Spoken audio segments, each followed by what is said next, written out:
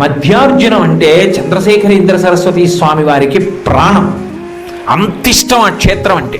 ఒక వ్యక్తి రుద్రం అనేక మార్లు జపం చేయించి స్వామికి అభిషేకం చేయించి మరునాడు ప్రసాదం పట్టుకుని స్వామివారి దగ్గరికి వెళ్ళాడు.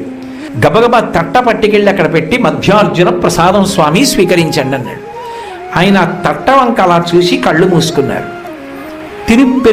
తిరుప్పెరునందూర్ అనేటటువంటి ఊరి నుంచి వెంకటేశ గణేశ శాస్త్రి గారు వచ్చారా అని అడిగారు. వచ్చారు స్వామి. అందరికీ ఇచ్చినంత సంభావన ఆయనకి ఇవ్వలేదు కదా నువ్వు అన్నాడు. ఇవ్వలేదు స్వామి అన్నాడు.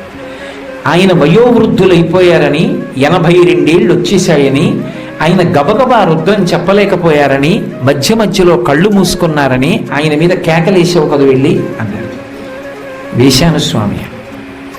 ఆయన రుద్రం గబగబా చదవలేదని, సంభావన మాత్రం పుచ్చుకుంటున్నారని ఆయన మీద కడుపులో అక్కసు పెట్టుకొని ఆ బ్రాహ్మణుడు 10 మాటలడిగిన ఆయనకి చక్ర పొంగలి వడ్డించకుండా అవమానించావా? కంఠం కొంచెం తీవ్రమైంది. తప్పైపోయింది స్వామి, నిజమే చక్ర పొంగలి వడ్డించలేదు. భక్తుల జోలికి వెళ్ళకూడదు, అందుకే వాడు ఈశ్వరుడికి చెప్తాడు. ఇంతలో ఆంతరంగిక పరివారం వచ్చి స్వామి 3 అయింది, భిక్ష తీసుకోండి స్వామి అన్నాడు. ఇవాళ భిక్ష లేదు. ఒక బ్రాహ్మణుడు అంత బాధపడ్డాడు. వెళ్ళిపోతుండగా వెంటపడి అడిగాడు, స్వామి స్వామి నా పాపానికి నిష్కృతి ఏమిటన్నాడు. నీ పాపానికి నిష్కృతి వారు చూపించాలి. స్వామి వెళ్ళి కలవనా అన్నారు. సర్రను వెనక్కి తిరిగి అది నీ అదృష్టం మీద ఆధారపడి ఉంటుంది అన్నాడు.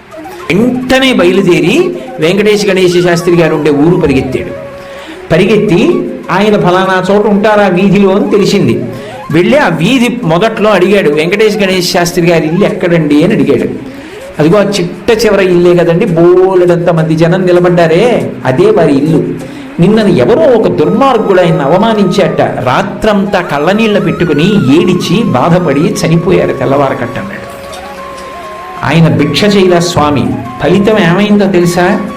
అంతటి ఐశ్వర్యవంతుడు దక్షిణ దేశంలో వంటలు చేసుకుంటే అందరికీ తెలిసిపోతుందని కాశీపట్టణంలో ఒక వంటలవాడై బ్రతికి శరీరం వదిలేశాడు.